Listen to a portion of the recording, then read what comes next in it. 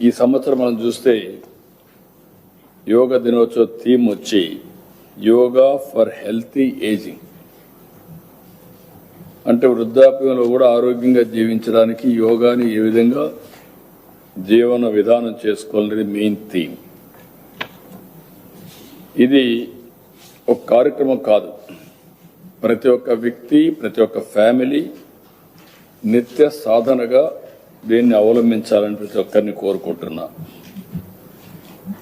మనం ఆరోగ్య ఆంధ్రప్రదేశ్,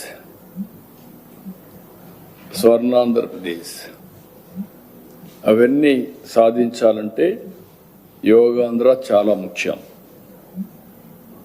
అందుకని ఈ నెల మళ్ళీ 7వ తారీఖు నుంచి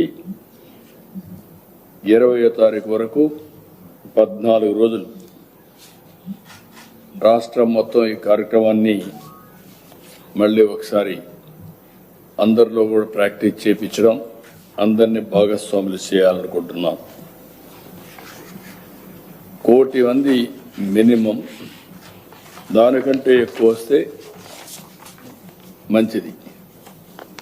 అందరిలో కూడా ఏ ఒక్క వర్గమో, ఏ ఒక్క ప్రాంతమో, ఏ ఒక్క కులమో మతమో కాకుండా అందరూ ఆచరించాల్సింది యోగా.